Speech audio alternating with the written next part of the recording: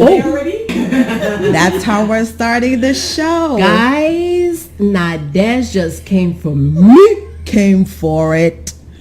Guys, we have dynamic guests in the house, y'all. Yeah. Okay? Yeah. Very. I wasn't expecting that. Listen, I told you, don't let her pearls fool you. So She here's just the stood story. proper. Here's the That's all. story behind the pearls. So I said, hey guys, in a second, Wendy's gonna give me the lowdown on, what I can and can't say, if there's any rules. So Wendy busts out, oh, there are no rules. I said, but how can that be? She's wearing pearls. Usually people with pearls have rules, right? If you see somebody with pearls, don't you think like Southern English, proper, drinking tea? Yes, don't proper. piss. Yes, but I know Nadege. Oh, okay. Yes. And as you just heard her come for me, She being did. a little one, Yeah. as in small, Yeah. short, Yeah. height challenge, Wow. vertically inclined. Wow. Well, welcome to our show, Nadege. Hi. Hi, thank you for having me. Yes, I'm she's happy to be here. one of two financial experts. Yes. And we have to the Is it left, to the right, to the left? right. Yasso. We have Detrone. And Detrone is also a financial expert. We got some experts in the building, y'all. Yes, we do. Can you oh wait, hold on. Sorry. Cabet says grande. Sorry. Oh. I'm short with a big head. Sorry, guys. But she's cute. You look cute, She bestie. is cute. Okay. Yeah. Always has. Eyebrows are popping today. Nadege has With her something natural hair, nice. short hair, dreads, no matter what, Wendy's always cute. Well, thank you, Nadege, and so are you, my beautiful love. Thank you. This was a moment. Yeah. This was special. You know, we're like Haitian by... Oh, God. I'm not Haitian. I've just been penetrated by them. I love Haitian men. This is Stop true. messing. It makes me feel so good to hear you finally admit that. I was wondering when in this podcast series Oh, in were the you podcast. going to admit that you are penetrated by Haitians? Yeah. This is our moment. So I This kind of feel is like the I am moment. Haitian. Yeah, by insertion. I always By say I'm injection. Haitian by penetration. Yeah. So yeah, guys. So welcome our guests to episode 15. Wow. Yeah. What's that in Spanish? The una, dos, tres, cuatro, cinco, quince. 15. Episode quince. Because I was gonna wait. Uno, dos, tres. Hold on. Sorry. Yeah, it wouldn't have happened if we didn't have our help. Say. I Yeah. feel like it got to 15 past. I feel like just like 2 weeks ago, Wendy made the first post about watching the podcast. Right. I know the And time now just it's at 15 already. Right. Yeah. Can you And believe we it? stuck through it. every week. Every week. Every week. Every week. Yeah. Yeah. So welcome guys to Podcast These Nuts. Hey guys. Hey guys, it's your girl Wendy. And your girl Jodie. Welcome guys. What's going on, y'all? So the title of today's show is Be Smart, Save Your Coins. Okay? So we're going to dive into that. And that's why we have two financial experts here today, because we want to talk about securing your bag. You know what the perfectness of the timing with this, because these hoes just got their tax They return. income tax, yeah. You know what I'm saying? And Do they people still get have real it? I mean, ignorant. what month are we in? What month are we? It's probably gone by No, because do tax they day is still April have it? 15th. April 15th, but some people already got their checks. Yeah. Yeah, so this is perfect timing, because maybe we could save some of these souls out here. Yes. Y'all save Yeah. them tax coins. Yeah. But we have experts, so don't We listen do. to us. We have experts, Yeah. okay? And I learned my whole thing about being fiscally responsible from her. So, You're a good let's best pause friend. on mushy.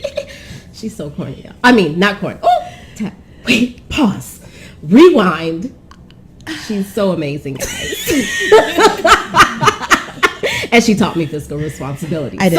And again, we have experts here to dive in a little bit more. But we, as per usual, we like to talk about what happened last week. Yes. Right? So last week, we touched a little bit on colorism. We did. Wanted to understand if the term was being used correctly. Yeah. So, of course, as with most shows, there were two different sides of it. One talking about true colorism and being victim of that sort of It's almost like a form of racism, but that discrimination that happens just solely based on skin tone. And then we also looked at the other side of it, people who bully people, and people are really dealing with self-esteem issues versus true colorism as it relates to being discriminated against. So of course, we usually fall into the realm of mental health, and people needed to for sure to heal, for sure, so that topic kind of touched on that as well. For sure. So that was episode 15. So go back, check it out if you haven't seen it already. Yeah. Now, guys, don't forget to ask these nuts, y'all. Ask these nuts. Hashtag Ask these these nuts. nuts. You got a Ask question, these nuts. you got a show Ask idea, you got a these topic. nuts. Don't forget to Hashtag ask us, these y'all. nuts. Drop something in the Ask comments. these nuts. Visit our Hashtag ask website, Ask these nuts. Instagram. I'm the background dancer. She just made up was in the zone. a Ask She was These in the Nuts zone. dance. I Okay? did. She It's was just official. in the zone, y'all. It's official. So It's don't official. forget to Ask These Nuts. Listen, we want to be able to be the voice for you people out there, for those deep down things that you question, but don't really want anybody to know that you question. Tell us who you want to know your business. We got you. Ask These Nuts. Yeah. And we will spread it. We will give you our opinion on it, and even have a whole damn show about it. Yes, we will. I don't know. Actually, next week's show is going to be based on someone asking these nuts. Look at that. Look at that. The Bible said, ask and you shall receive. And you shall receive. So, yes, Right here. episode 16 is going to be Podcast dedicated Nuts. to a suggestion Nice. that we got from one of our viewers. So, shout out to you for sending us that view, Thank Chevy. you. Thank you. We appreciate you. you. So, that'll be episode 16, y'all. I'm looking forward to it. Yes, definitely. For Yeah. sure, for sure. So, Okay. getting into the topic for this episode. Yeah, let's get into Being it. financially sound. Let me ask you a question, right?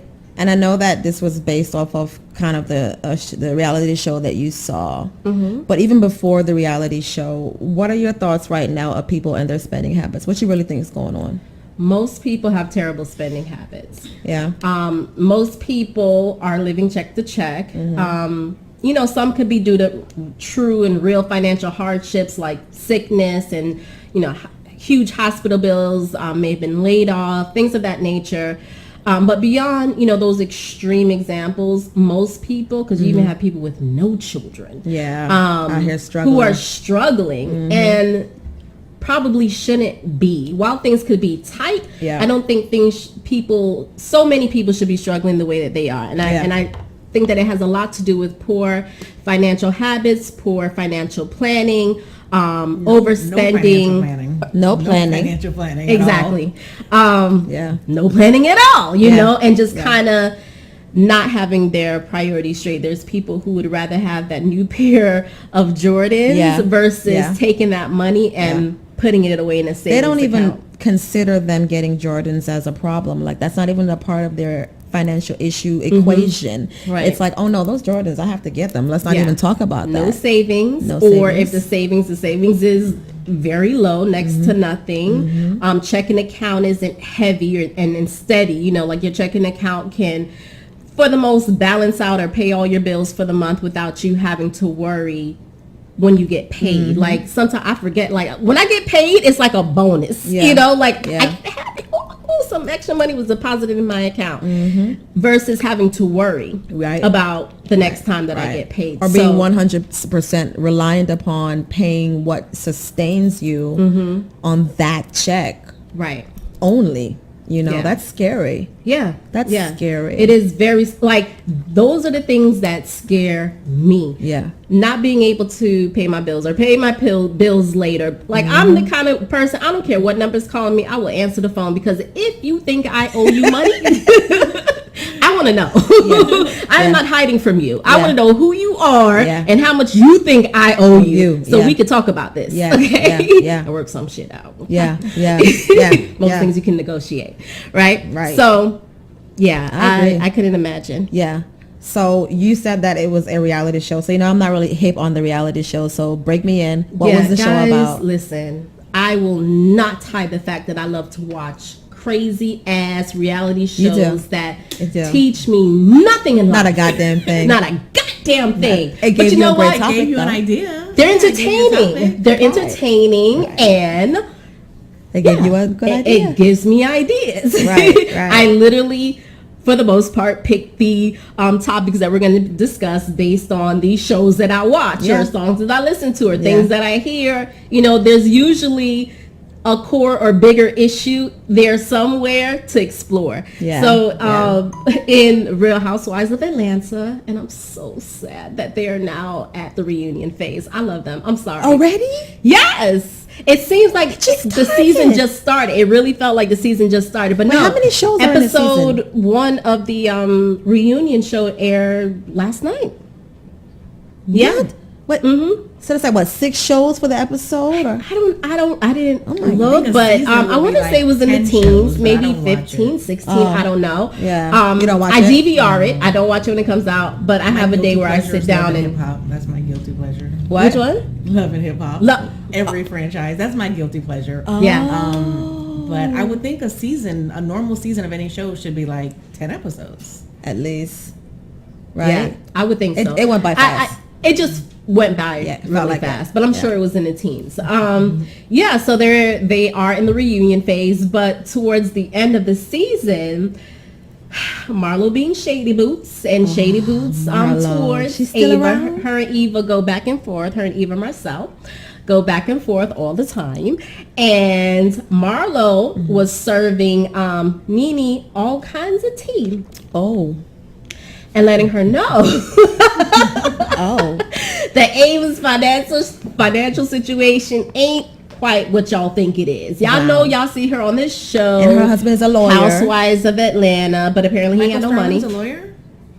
I believe her husband is a lawyer. And I know he recently ran for mayor. R&B singer in what, the 90s? Michael Sterling? He recently ran for mayor. Yeah. Okay. Yeah. But yes, he is an attorney. Yeah.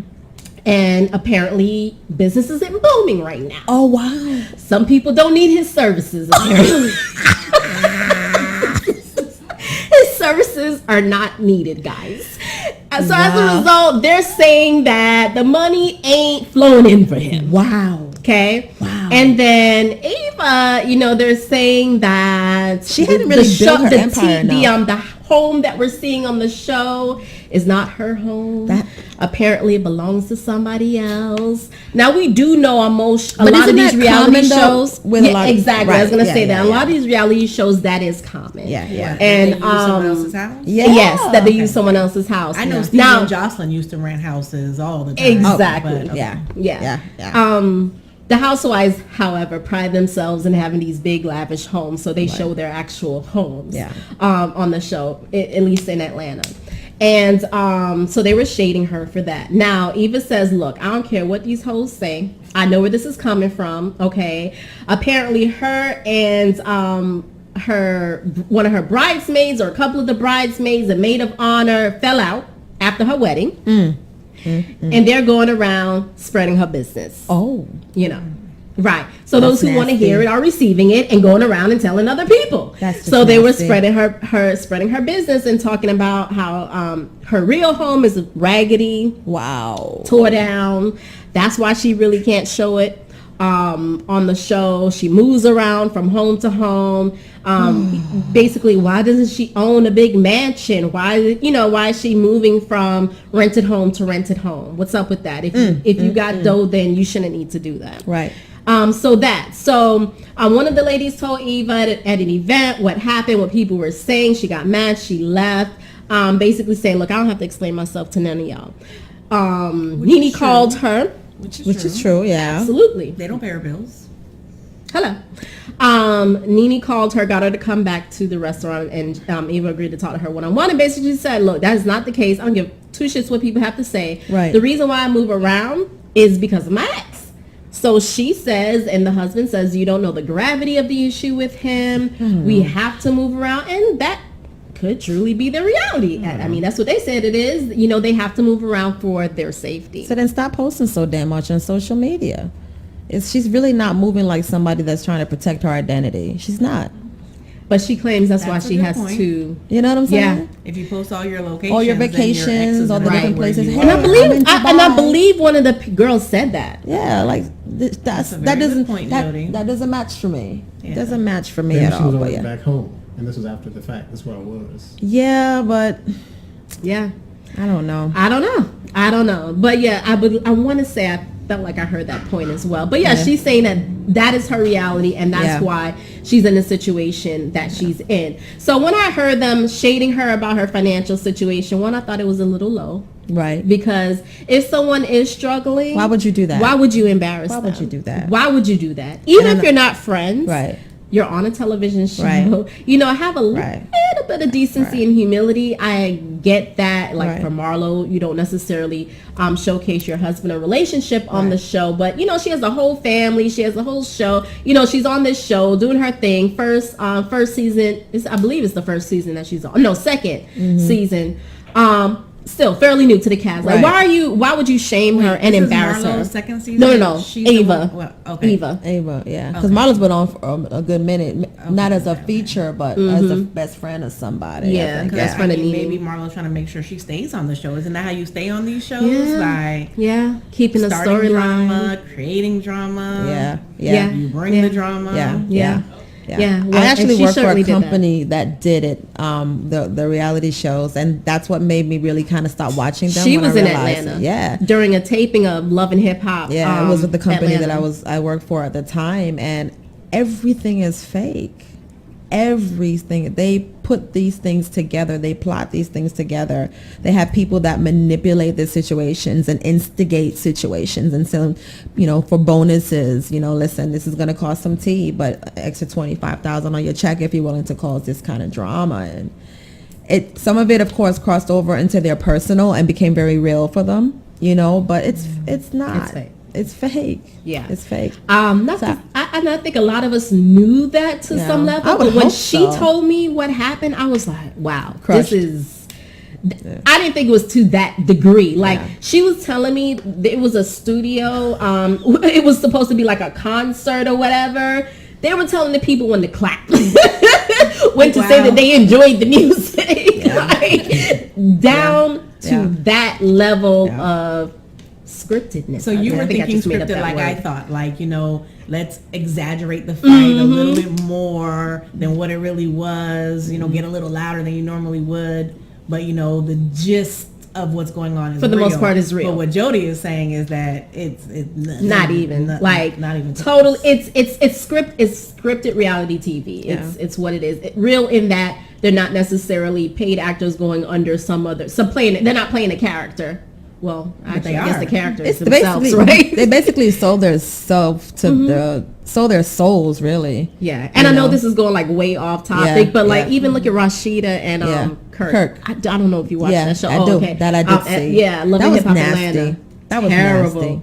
Like he had a whole human being. Yeah, that's their storyline. Yeah, him cheating. Yeah, she's an artist, a business owner. Yes. Why couldn't the storyline been about that? Yeah, but is that part scripted? Like the baby's real, like he's there. Oh no, baby is real, but that was their storyline. Those are the incentives that I'm talking about. You know, how far are you willing to go? How far are you willing to go? I don't know if I would want to air that, you know, but I guess if they say we keeping it real, you know, whatever. Yeah. I personally think that a young lady was placed there, but anyway, that's a whole nother show.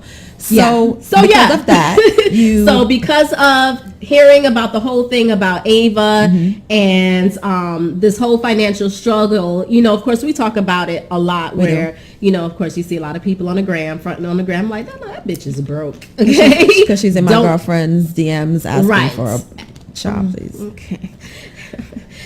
Setting up a whole GoFundMe account, but you out here shopping. And the problem with not just with what's going on with Eva and the people that you see on the gram is that so many people are consumed with looking wealthy rather than being wealthy. Hello.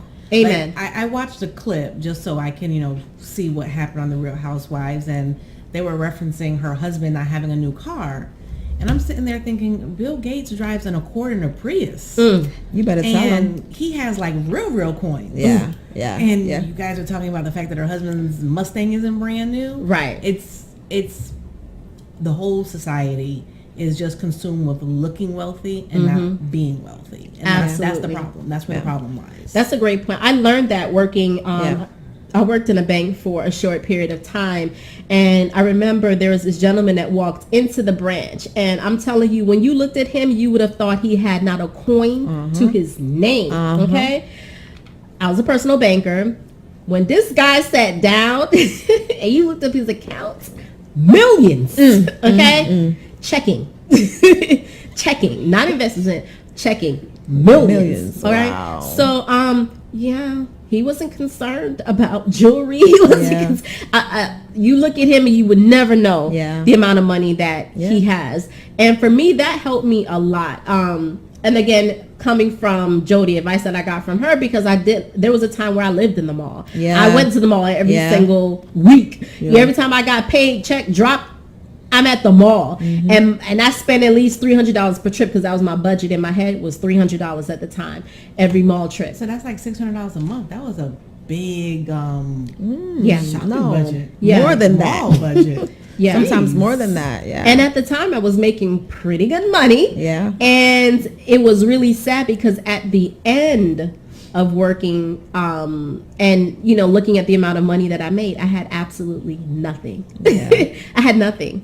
I had no savings. I had no real liquid assets, like living paycheck to paycheck. It was a very scary time. Wanting to have the new shoes, new bags, that whole thing, going out, because now you got to wear the shit out. And then when you go out, you're spending more money between gas or going into a paid event, that whole thing. So I was just burning through coin, burning, but the people who I had around me at that time weren't necessarily either concerned about money or how they spend it. So once me and Jodie became friends and talking, her father worked for a huge financial institution, so I'm sure that helped her a lot.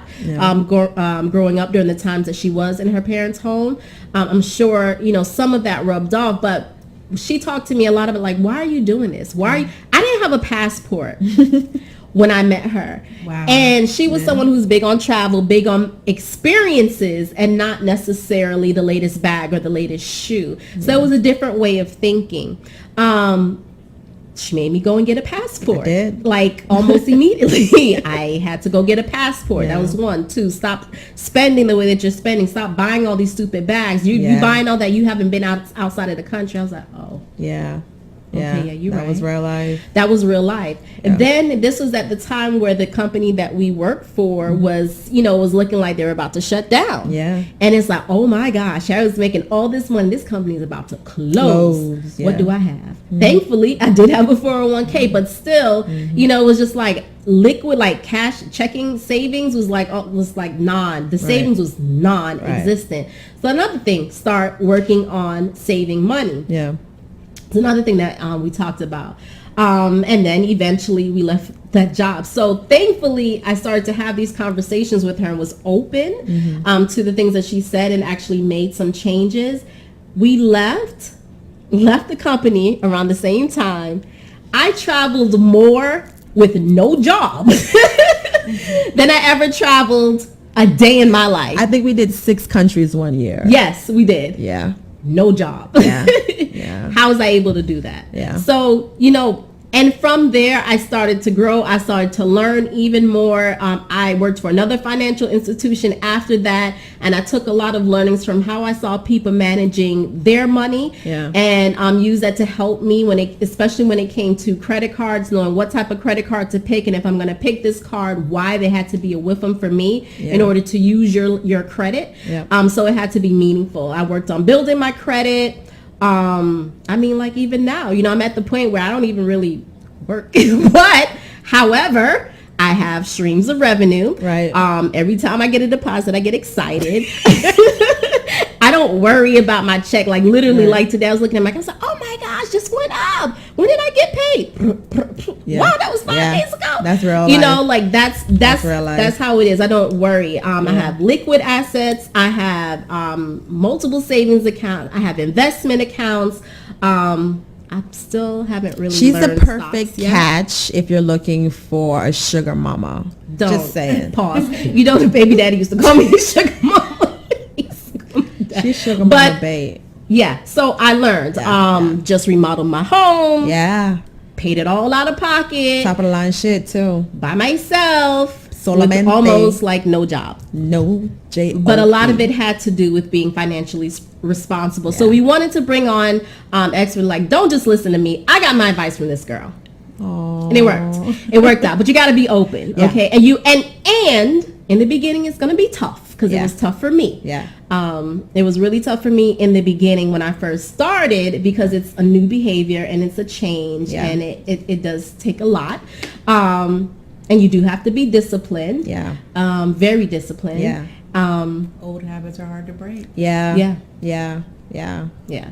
So we have two experts here because I didn't want you to just hear it from us. Right. But the advice that I got from my friend worked. I would advise that you get around some people who are financially sound and learn some of those habits. It will rub off on you. Yeah. Just like people who maybe you want to be a business owner, try to find business owners in your circle so you can lean and learn from them. Be open. Yes. Be open to change. Be open to receive new information. Listen, Bessie is dropping some coins on, like some golden nuggets on y'all. I promise you this is just how I live. Yeah. It's just what I do. Yeah.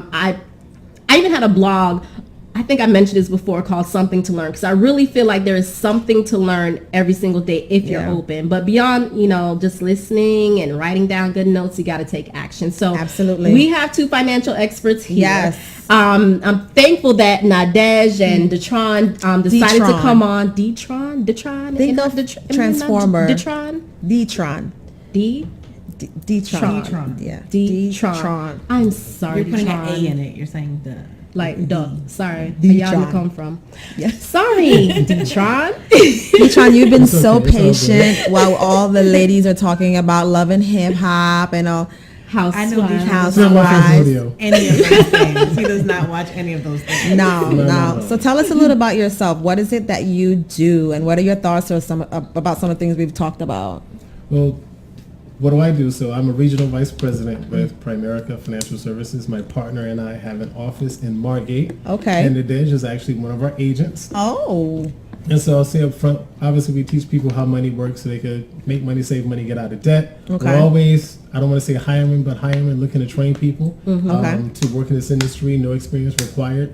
In the conversations we've been having, I hear things and they're very common. And I hear some common mistakes also. Okay. And I'm not saying you made this mistake, but you talked about I have this job and the company's closing. What do I have? Thank God I have my 401k. Right. Yeah. So a lot of people lean on the fact that I have this 401k, but if you're sitting down with me and we're having a consultation, you'll understand that this is the third out of 3 accounts that you need to have.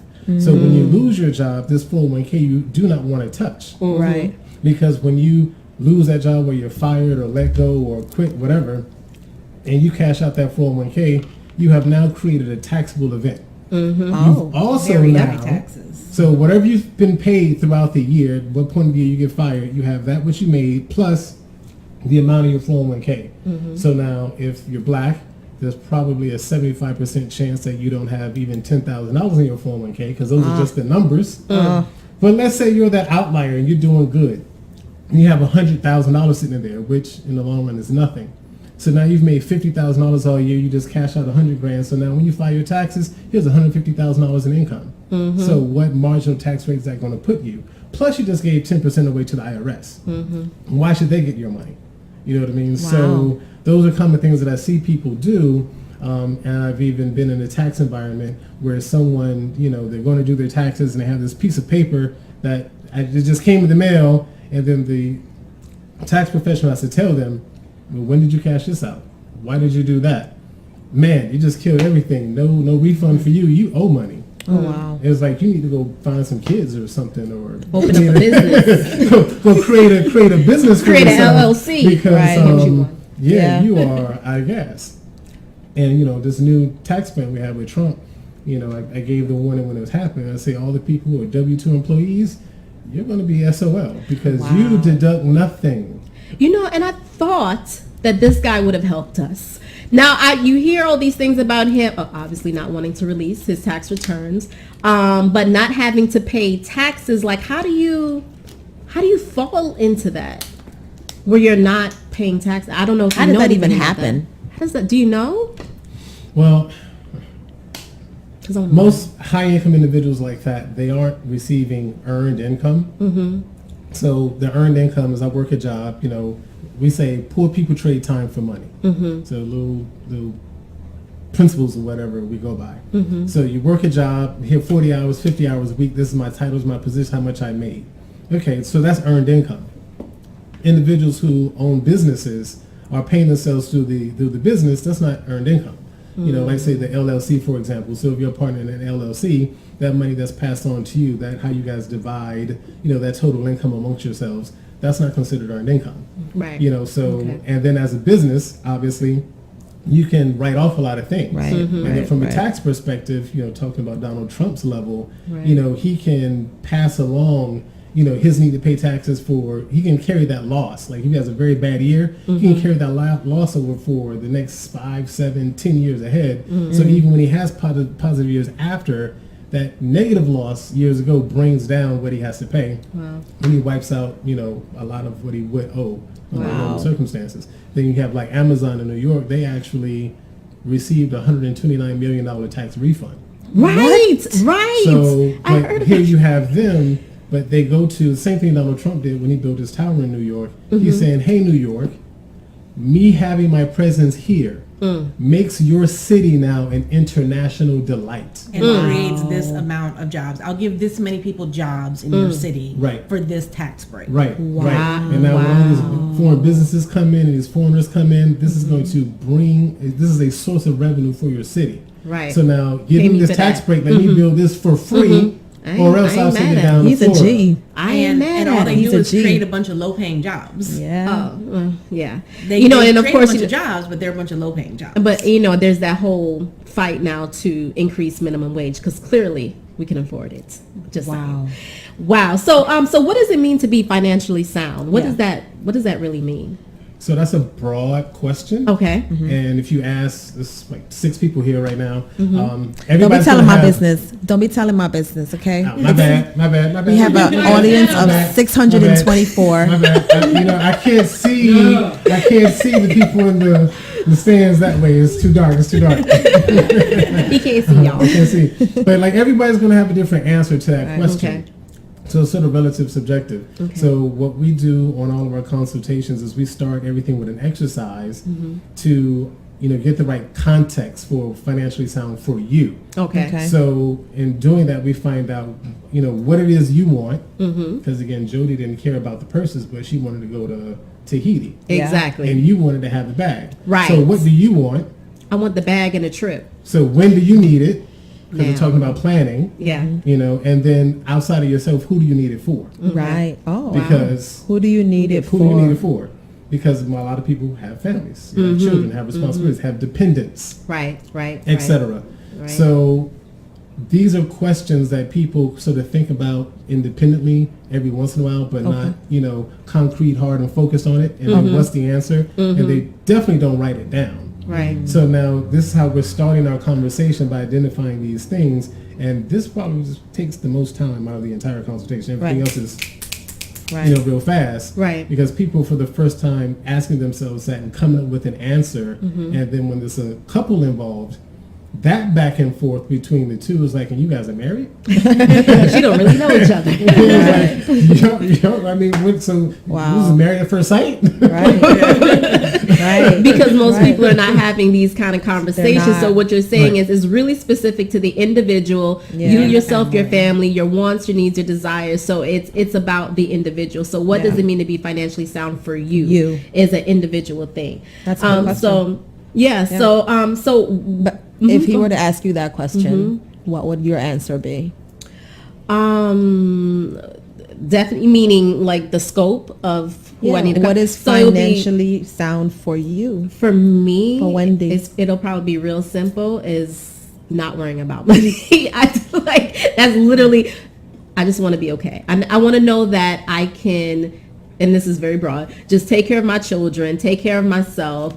Live the life that we want to live within reason. I'm not at a point where I don't want to ever have to tell my children no. We went to Walmart today for a basketball. We left with more than a basketball. Right. Jasim saw something. He was like, Mom, I would really love to have that. I was like, okay. I want to have that freedom and flexibility to not have to look at price tag. Not to say that I don't just buy whatever. But, not worry, not have to say, oh gosh, this is not in the budget. Oh, wait, I have to wait until I get paid before I can do that. If my spontaneous friend here says, hey, I just found a really great ticket to go to Cancun and we must book it right now.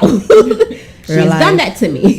Those deals are usually like I want to know that I can pay for my trip right now. So that's just what it means to me, but I'm sure not as specific and fine-tuned and detailed as a financial planner would have laid out for me. So Detrone and or Nadege, want to make sure I say your names correctly. What should a person do? Like, where should they start? Like, how do you get started? The foundation to any solid financial plan starts with life insurance. Really? Yes. Gotta secure the bag. Yes. Life insurance protects your income. Think about it. You work to take care of who? Your kids. Right. So if something happens to you, you need to be able to replace your income. Economics is broken down two ways, micro and macro. Micro is for the individual, macro is for the whole. So we may all have goals and plans and all these aspirations, but we don't always live to see them through. Right. So let's say I'm alive, I save $100 a month for 5 years and then I pass away. My family gets $6,000. Right. But let's say I had a life insurance policy that I was paying into for $100 a month, and after 6 months of paying into it, I pass away. My family will then get a few $100,000 or maybe even $1 million, depending on the different factors. Right. Those are things that can change a family's legacy. Yes. Can pay off properties, put kids through schools, set up trust funds. That's how the cheapest way actually to create generational wealth. If you think about a lot of the conversation that's going on in the culture now with Nipsey Hussle passing away and the elections coming up and talking about reparations, if we want to change the trajectory of where Black people are, we have to start with that. Absolutely. I mean, how many times does someone pass away and we see a GoFundMe for them? And it's beyond the burial. What legacy are you leaving for your family? Right. I mean, the numbers and the studies show in 34 years, the net worth of Black households is going to be zero. But if we, in the macro aspect, if all of us as a whole, as a people, had life insurance policies, our net worth would skyrocket. We would have more to leave for our kids than simply I don't think I've memories. ever quite heard life insurance positioned that way. Never positioned as legacy. Yeah. Never positioned as that was how you good. change the future. Like I never thought of it that way. Ever. It's a building block. You build your financial house, and that's really the foundation of that house. I mean, I have a lot of people who say to me, I can't afford a financial coach. And I say, you can't afford not to have one. Hello. Wow. You can't afford not to. Right. If you can afford your hairstylist, if you can afford your nail appointment, you can afford that financial coach. I think that is definitely really important. But it goes back to that the fact that people will make sure that they get the things that they really want done. Right. If something is really important to you, you're going to make sure that it gets done. So I think it's important that we help them or show them the importance of seeing the value in making this that important, so that they can start to make the decisions. It should be a priority. It really should be a priority if you really want to change the way that you live. You got to figure out what's going to make it connect for you. You know? Absolutely. And then when you think about legacy, and as she talked about like ownership, like don't even make me start crying right now. Like that, I love that. So a financial coach, you mentioned people can't afford to not have one. So where do you find a financial coach? What are you looking for in a financial coach? And cost. You're looking for Nadege. Hello. Her telephone number is. You better you can drop contact it. her at. Hey. So what you're looking for is a Haitian named Nadege. She speaks multiple languages. Do you speak Creole? Yes, I speak Creole. French? Yes. Okay. I was just talking to my son about that today. I was like, my 9-year-old, you need to really look into learning another language. She was talking to me about one of his friends who speaks. He's like, can you believe she speaks French? I said, really? She was like, she takes French for herself. I said, I think, well, then maybe you should learn another Shai spoke language. French. Huh? Didn't Shai speak Yes, French? he did, but Yeah. you know, Ja didn't really get to pick up because he didn't talk to him in French or Creole as much as like maybe his sisters did with their nieces. So he really didn't teach it in that way. But I was like, you know what, maybe you should. It's hard when both parents don't speak it. Yeah. None of my kids speak another language. Listen, when I'm around his family, I think his mom thinks that I understand Creole or French, because when she talk, I'm dying. I'm on the floor laughing. And then his sisters, like my sister, we're sisters. We always say sisters in love.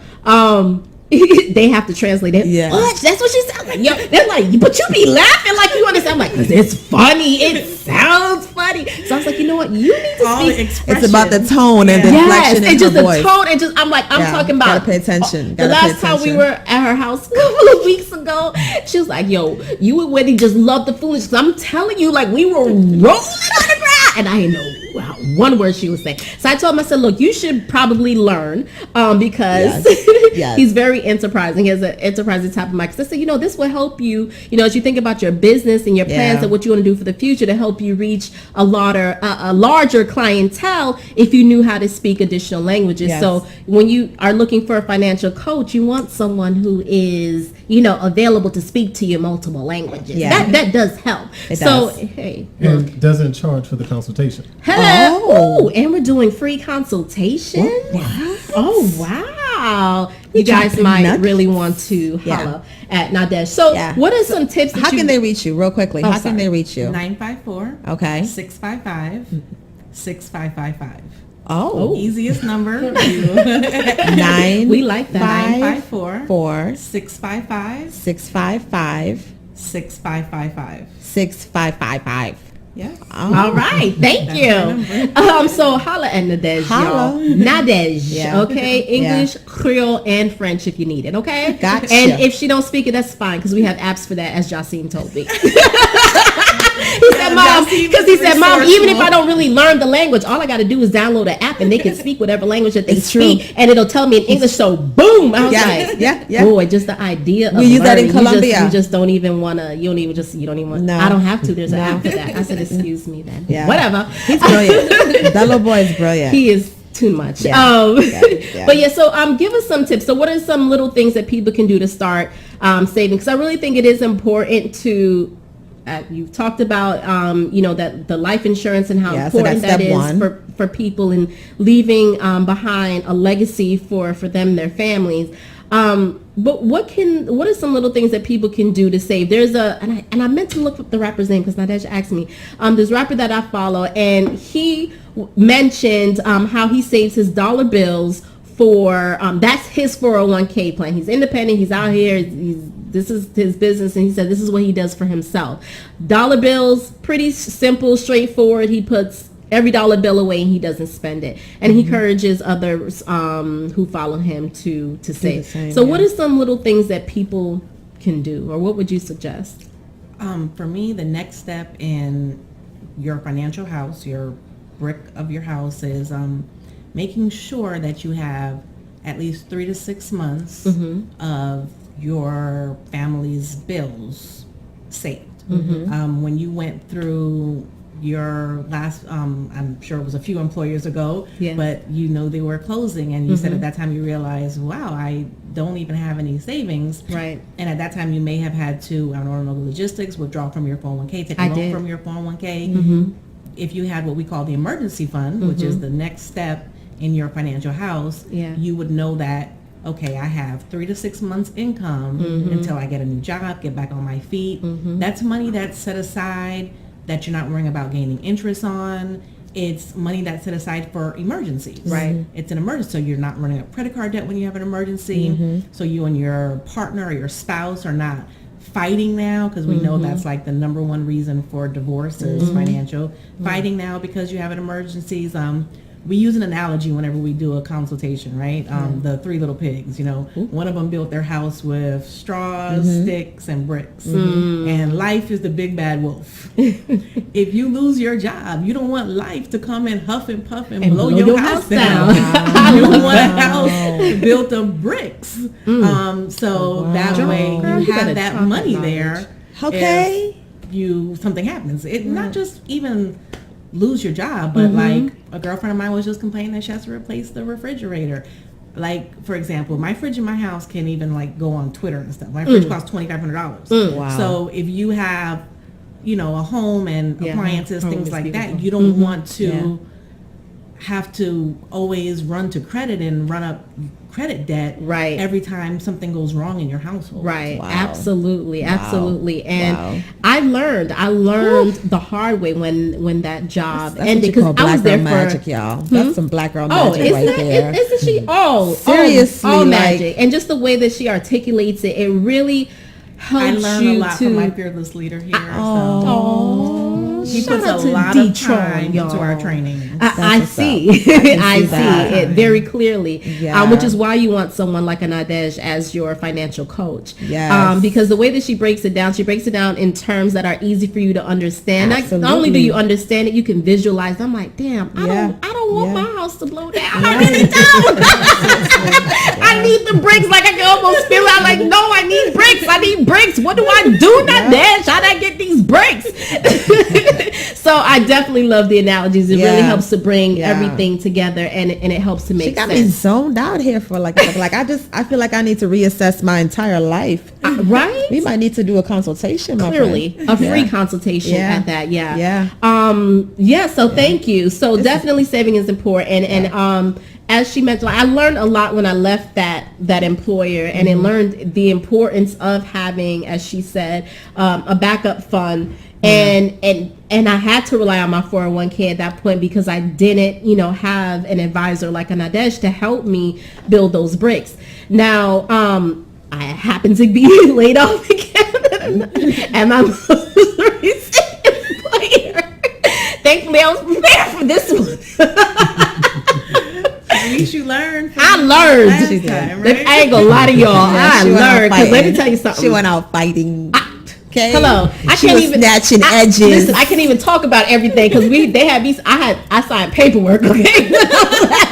Okay. My shit was tight when I left. I learned a lot.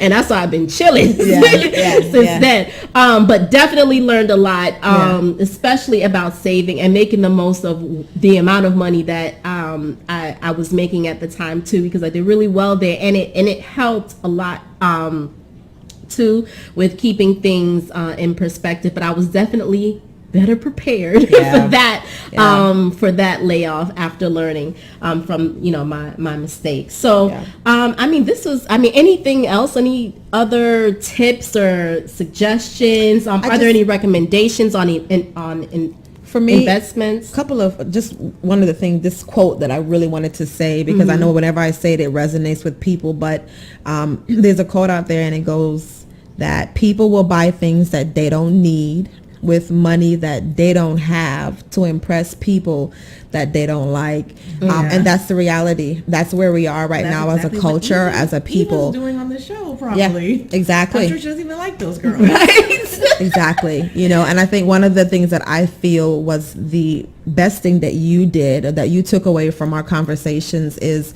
releasing yourself of situations and people that make you, that draws you to those bad decisions, Right. really reassessing that. But this was amazing. Yeah. This was amazing. Like, I learned so much. I definitely want to holler at you, talk and see what we can do, because I think I can make some changes, because we about to do some big things. So we want to make sure that shit is right. Sound. Yeah. Because I really do want to learn more about investment. I don't do much of my investment account. I don't do nothing with it, honestly. Listen, I have stocks with Facebook and Bank of America, and I don't even know how to get into it. My mama is my financial advisor.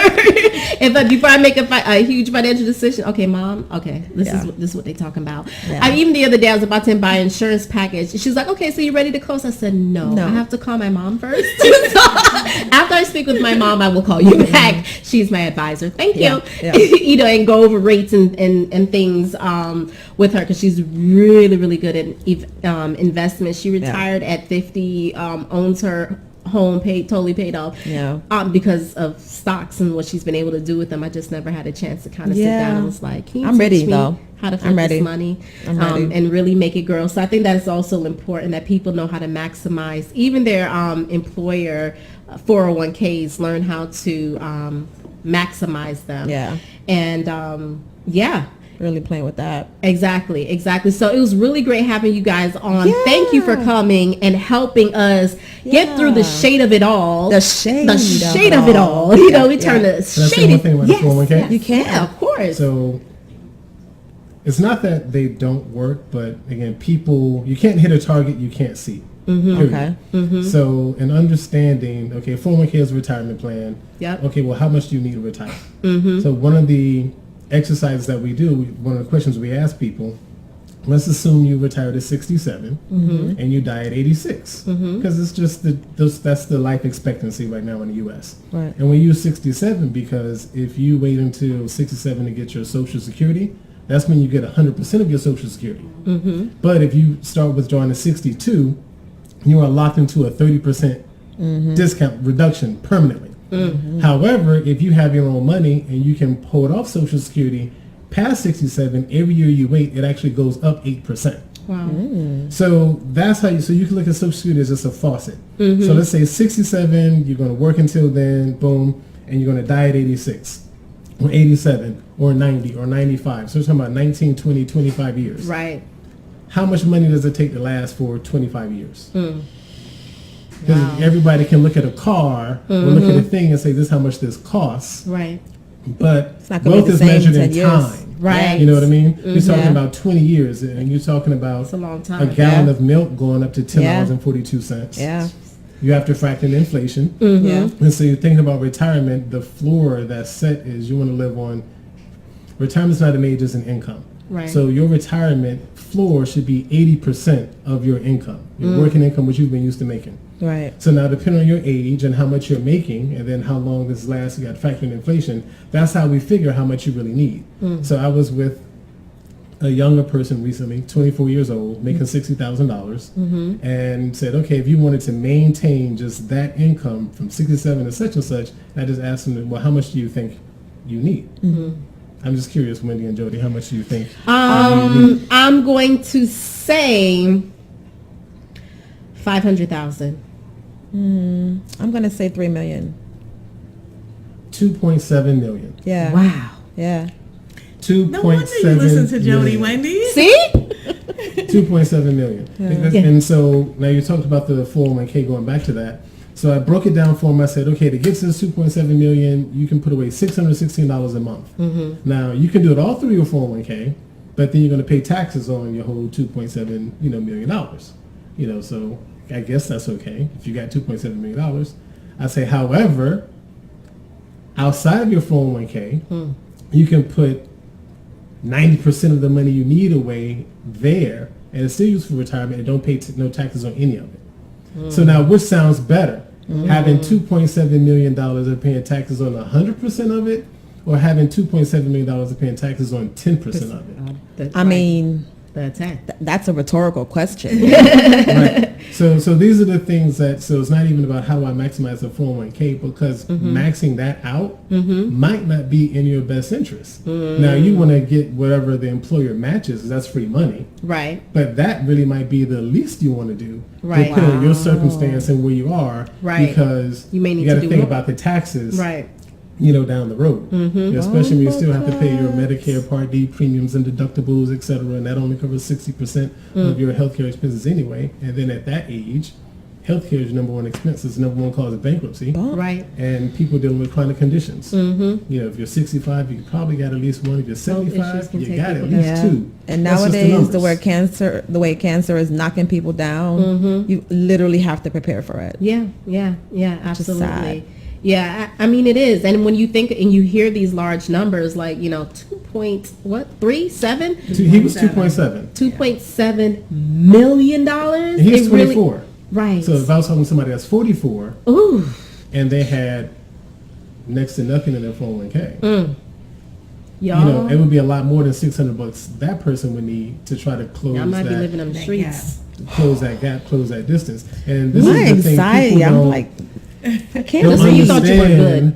how time is such a money multiplier. And I'll end with this because he's young and I'm used to dealing with young people. You say something to them that makes sense, but unless it came out of Travis Scott's mouth, they're really not on trying to run with it. Right. So I said, now you can take this information and do nothing, but just at the same time, $100 right now. If you just put away $100 a month from now until you'd have $453,000. Okay, I said if you wait 1 year to start doing $100 a month, you're gonna have $417,000. So for you to save $1,200 for the year, to keep your $100 to sit up here and do whatever it is you want with it, you just lost $37,000. Yeah. Because you wanted to procrastinate. Procrastination is the biggest source of credit there is. Wow. Because it causes people to borrow time that they don't have, to delay things that they should be doing now. Hello. And the cost is just complacency. Amen. Guys, we just went to financial church. Hello. Like, I've been saved, sanctified, Holy Ghost filled, water baptized. Hello. Financial freedom is mine. I found it in life. Honestly. Oh my God. You guys are amazing. Wow. And when I tell you, I thought My I whole knew some back things area is just before. Like, warm. I'm just like, my mind is blown right now. So I really hope that this was helpful to for you guys. A lot of people, especially people who are unsure of where to start. You don't have to have the answers. That's why you have experts who you can talk to and work through these things with, because it is an individual thing. And as Nadege said, you have to look at the micro and macro levels and know how to individualize your plan, as Detrone had thought. Detrone. I'm sorry, I knew I was gonna mess his name up, and I was over there saying it like in my head. You still fucked it up. And I still fucked it up. Damn it. I'm sorry. Sorry, Detrone. You know what, Detrone? I want to say something regarding to what you said, because I want to make sure people really heard this point. Because there are a lot of us out here that we feel that if we have a good 401k that we're secure. But I think in what you stated, you are dispelling that theory and really forcing people to reassess that pretty much archaic ideology of what your safe is when you retire, which is by putting it all in. Is that what you just did? Well, people need to understand how much they need. Much they need. Okay. Right. So 401k is let's imagine you're playing golf. Right. So based on your age, your income, and how long you want this money to last, we call that your financial independence number. Right. So that's the hole that you're aiming for. Right. Your 401k is just one of your golf clubs. Right. Right. You know what I mean? And why I wanted to just kind of bring that up again is because that's why I think you guys really need to reach out to these people.